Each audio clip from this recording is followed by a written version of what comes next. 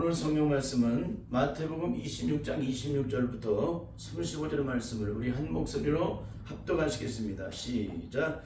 저희가 먹을 때 예수께서 떡을 가지사 축복하시고 떼어 제자들을 주시며 가라사대 받아 먹으라 이것이 내 몸이니라 하시고 또 잔을 가지사 사례하시고 저에게 주시며 가라사대 너희가 다 이것을 마시라 이것은 죄사함을 얻게 하려고 많은 사람을 위하여 흘리는 바 나의 피 곧 언약의 피니라.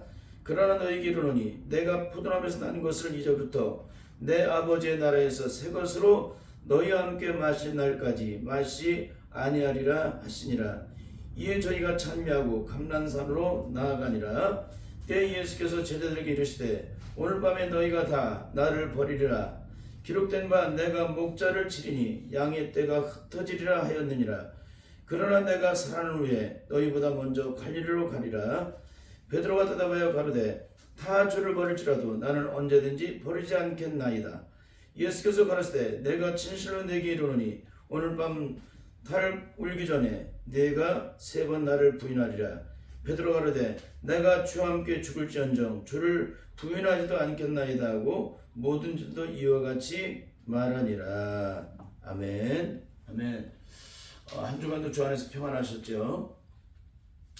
오늘은 이 본문의 말씀을 통해서 제자들처럼 주님을 부인해도 십자가의 공로로 천국에 들어갈 수 있나? 제자들처럼 주님을 부인해도 십자가의 공로로 천국에 들어갈 수 있나라는 이런 제목으로 말씀을 나누도록 하겠습니다. 택함받은 예수님의 자들이 예수님의 고난 앞에서 끝까지 동참하지 못하고 부인해도 예수님의 십자가의 공로로 다 천국에 들어갈 수 있을까요? 답은 절대 못 들어갑니다. 절대 못 들어가요.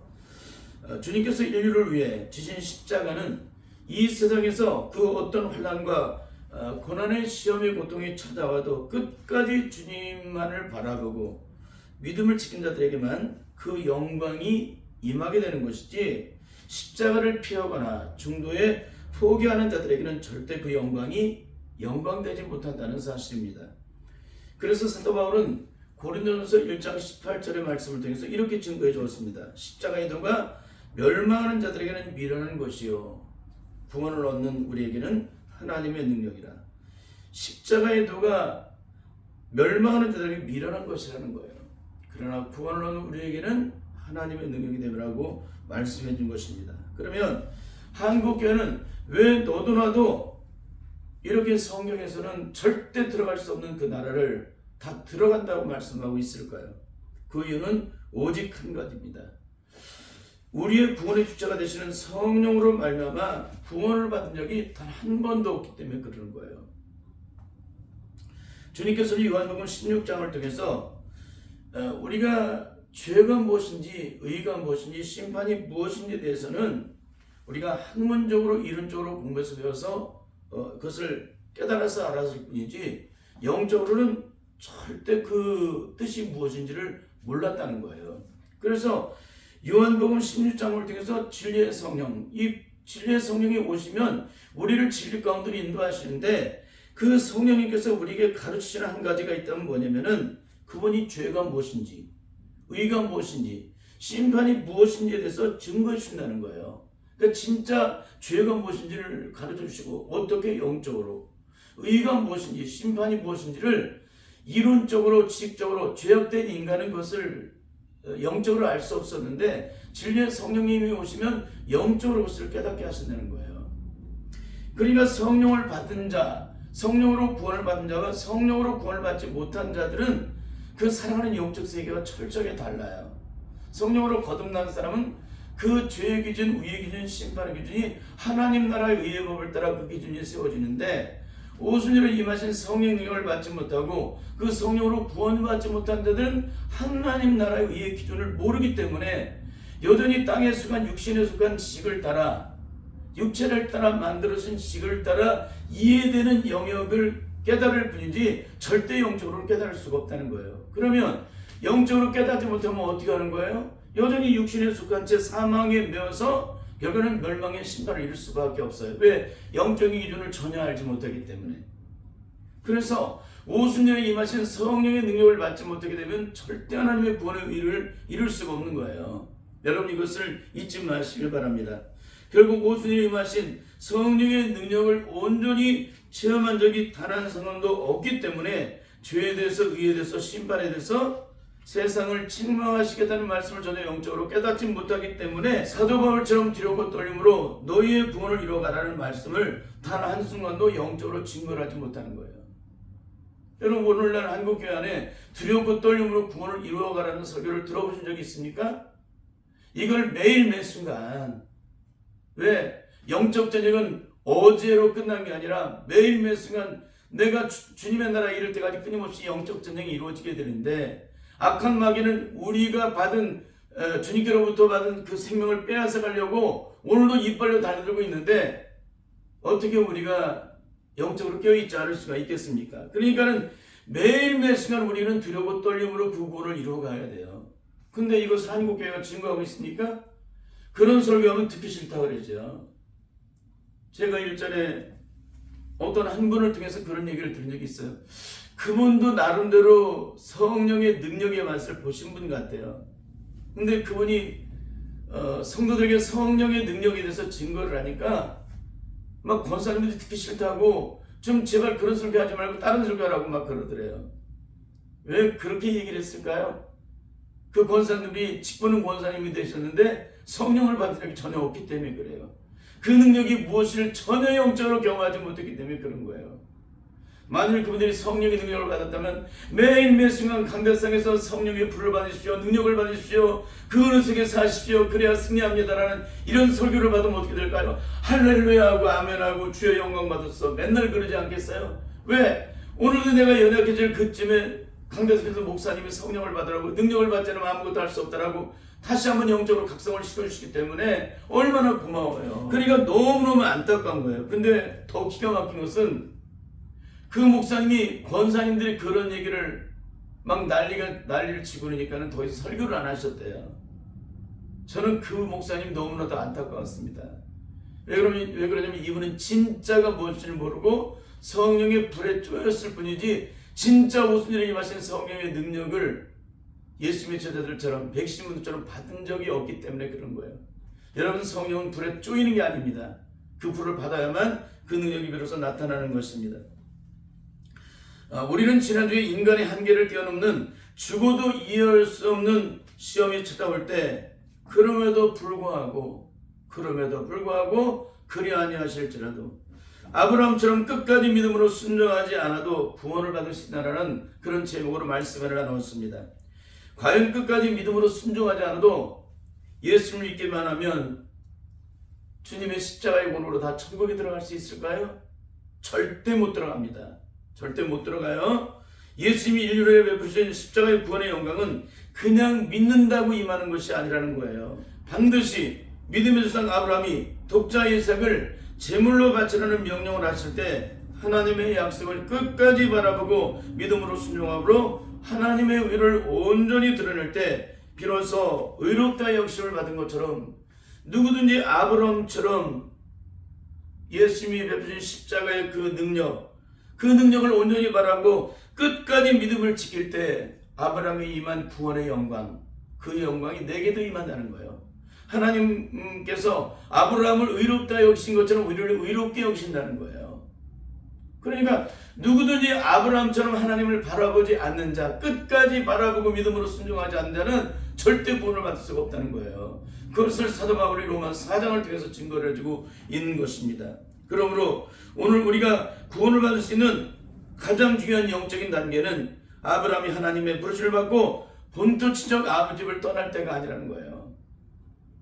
하나님의 명령을 따라 순종했지만 그 믿음은 여전히 불완전한 가운데 있었기 때문에 기근이라는 고난을 만났을 때 아브라함은 썩어질 육신의 생명의 보존을 위해서 아낌없이 세상이라는 애굽을 택하여서 떠나게 됩니다. 그로 인해서 아브라함의 신앙은 영적 진보를 눈꽃만큼 들이지 못합니다.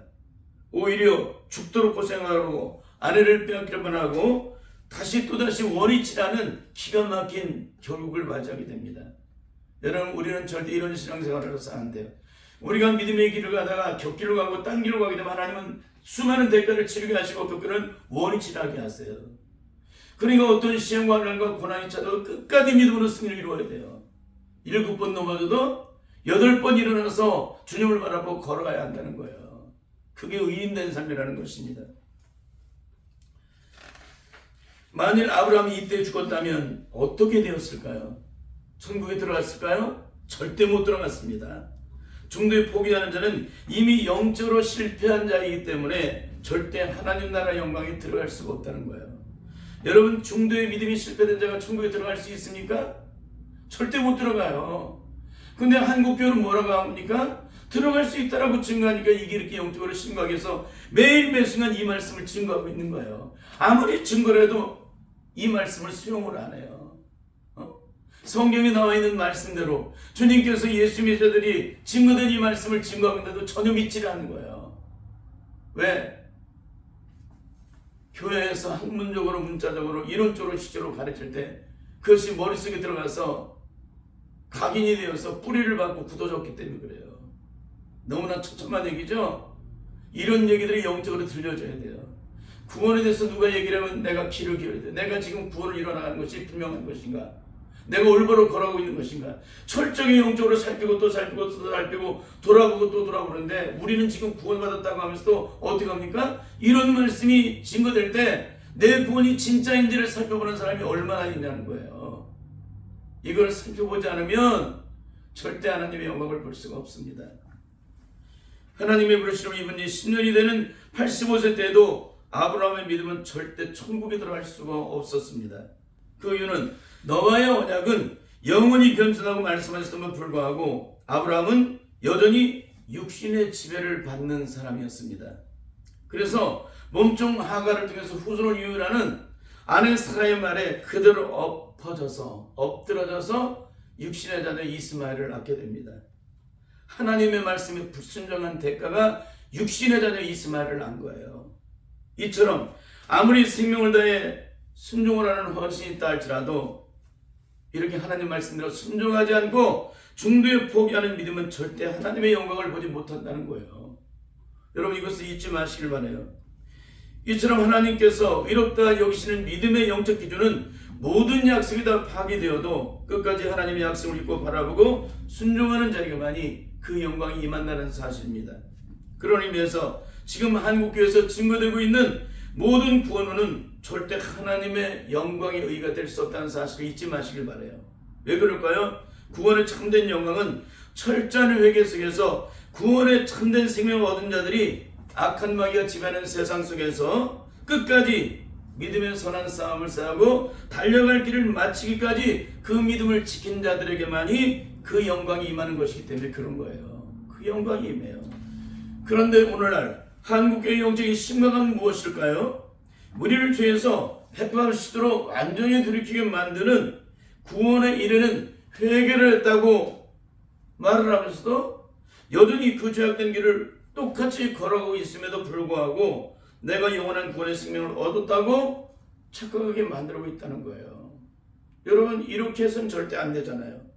사랑하는 성도 여러분, 우리를 구원에 이르게 하는 회개는 무엇일까요? 회개가 뭐예요? 돌이키는 거라고 그랬죠? 다시는 그 길을 따라 걸어가는 것이 아니라고 그랬잖아요. 그러니까 회개는 170도로 돌이키는 게 회개가 아니에요. 180도로 완전히 돌이켜야 한다는 거예요. 내가 걸어가던 죄악된 길을 온전히 들어서 하나님의 의를 이루어나가는 그 길을 따라 걸어가는 거예요. 그러니까 170도도 안 됩니다. 175도도 안 됩니다. 179도도 안 됩니다. 180도로 완전히 돌이켜야 돼요. 그럴 때 하나님의 의가 드러나는 것이지. 그런데도 오늘날 정통이라고 하는 한국교회나 각종 이단들은 어떻게 증거하고 있습니까? 한 번 구원은 영원한 구원이라고 예수 그리스도를 영접한 자는 일평생살아가면서 온갖 죄를 다 저질러도 주님이 십자가의 문으로 영원한 천국에 들어간다고 다들 가르치고 있지 않습니까? 왜 한국교회나 이단들은 십자가의 한없는 사랑으로 구원을 받았다고 하면서도 왜 또다시 죄를 지을까요? 왜 또다시 죄를 지을까? 우리가 죄와 사망에서 해방되었다고 말하면서 내가 그리스도의 십자가 못 박혀 죽었다고 말하면서도 왜 여전히 왜 저지르고 돌아다닐까요? 그 이유는 오직 한 가지입니다. 주님이 나를 위해 베풀어 주신 십자가의 구원의 참된 능력을 성령의 능력 안에서 단 한 순간도 체험한 것이 아니라 다만 학문적으로 배우고 공부해서 깨달음으로 구원을 받았다고 믿기 때문에 그런 거예요. 만일 우리가 주님이 베푸신 주님의 십자가의 한없는 사랑의 능력을 성령의 능력 안에서 온전히 경험되었다면 우리의 삶은 어떻게 될까요? 사도 요한이 요한일서 3장과 5장에서 증거된 말씀대로 온전히 살아가는 그 능력을 나타내게 되었을 것입니다. 그 이유는 나를 위해 십자가 위에서 한 방울의 물도 피도 남김없이 다 쏟아주신 그 사랑, 영원히 죽어도 갚을 수 없는 그 주님의 십자가의 사랑을 경험한 사람들은 십자가의 원수가 되는 죄를 또다시 지음으로 주님을 거꾸로 십자가를 못 박게 만드는 그런 어리석은 행동을 더 이상 범하지 않기 때문에 그러는 것입니다. 우리 요한일서 3장 8절에서 9절의 말씀과 요한일서 5장 18절의 말씀을 함께 읽겠습니다. 시작. 죄를 짓는 자는 마귀에게 속하나니 마귀는 처음부터 범죄함이니라. 하나님의 아들이 나타나신 것은 마귀의 일을 멸하려 하심이라. 하나님으로 난 자마다 죄를 짓지 아니하나니 이는 하나님의 씨가 그의 속에 거하며 저도 범죄치 못하는 것은 하나님께로 났습니다. 하나님께로 난 자마다 범죄치 아니하는 줄을 우리가 아노라. 하나님께로 나신 자가 저를 지키심에 악한 자가 저를 만지지도 못하느니라. 사도 요한은 하나님께로 난 자마다 범죄치 않은 자를 우리가 안다고 말씀하고 있는데, 오늘 한국교회가 버젓이 죄를 짓고 이렇게 온갖 죄를 다 저지르고 하나님의 영광을 가리우고 십자가의 원수가 되어서 주님을 거꾸로 십자가 못 박게 만드는 그 죄를 범하고 있는데도 한 번 구원은 영원한 구원이라고 영원한 천국에 들어간다고 가르치면 어떡하겠어요. 근데 더 기가 막힌 것은 그 사실을 아무런 의심 없이 그걸 믿고 받아들이고 나는 천국은 따는 당상이라고 믿고 있는 사람들은 어떻게 되겠냐는 거예요. 너무나도 처참한 것입니다. 우리가 조금이라도 영적 진리의 성령이 내 안에 들어 계시면 우리는 절대 그렇게 말할 수도 없고 그렇게 믿을 수도 없습니다. 결국 오늘 한국교회나 이단들이 증거하고 있는 구원은 하나부터 열까지 영적인 것이 아니라 다 혼적인 영역에서 이루어진 그런 구원론이라는 것입니다. 학문을 통해 배우고 느끼는 이성적이고 혼적인 영역이기 때문에 죄를 지어도 전혀 양심의 가책을 느끼지 못하는 거예요. 여러분, 양심이 마비되었던 자, 양심의 화인을 맞았던 자가 주님의 십자가의 보혈의 피로 화인 맞은 양심이 회복되었다면 어떻게 될까요? 우리는 죄를 지으면 견딜 수가 없어 합니다. 그렇죠? 근데 온갖 죄를 다 저질러도 한 번 구원은 영원한 구원이라고 영원한 천국에 들어간다고 말을 해요. 어떻게 그런 말을 할 수가 있습니까? 여전히 양심이 화인을 맞은 가운데 있기 때문에 먼지만한 죄도 용납할 수 없는 심판의 하나님 앞에서 자 합리화를 시키고 있는 것입니다. 우리를 영원한 저주와 심판과 죽음과 형벌수로 들어오게 만드는 그 죄가 무엇인지를 조금이라도 영적으로 깨달았다면 우리는 절대 그런 삶을 살아가도록 그냥 내버려두지 않을 것입니다. 날마다 철저하게 회개하라고 가르치죠. 그렇게 해서는 반드시 당신은 망할 것이고 당신은 반드시 죽을 것입니다라고 증거를 해야지 어떻게 너도 나도 천국에 들어간다고 가르칠 수가 있겠습니까? 죄 가운데 빠져있는 영혼들을 불쌍히 여기사 구원해 주시기 위해서 하늘의 보좌의 모든 영광을 버리시기까지 영원한 그 사랑을 베풀어 주신 그 주님의 십자가의 사랑 앞에서 그 사랑을 단 한순간이라도 영적으로 깨달았다면 어떻게 우리가 이런 삶을 살아갈 수가 있을까요? 이거는 억만원을 죽었다 깨어나도 그런 삶을 살아갈 수가 없다는 것입니다. 결국 한국교회에서 증거되는 구원은 하나님은 내가 어떤 죄를 져도 다 눈 감아주시고 내가 요청할 때 기도를 들어주시고 또 구원해 주시는 하나님을 나의 종으로 여깁니다. 다른 말은 시다발이라고 여기는 거예요. 시다발이라고. 그렇지 않습니까? 내가 도대체 뭔데? 내까지 게 뭔데? 이게 너무 기가 막힌 거예요. 그러니까 왜 이런 일이 벌어져요? 영적으로 무지하기 때문에 그러는 거예요. 하나님이 누구신지를 전혀 모르기 때문에 그러는 거예요. 그분을 영적으로 체험한 적이 없기 때문에 그러는 거예요. 우리가 어떤 죄를 해도 하나님은 친히 간섭하신 하나님이심을 영적으로 경험하지 못했기 때문에 그런 것입니다. 만약 우리가 죄를 지을 때 하나님께 친히 간섭하신 하나님을 경험했다면 우리가 여전히 죄를 지을 수가 있을까요? 절대 죄 짓지 못하죠.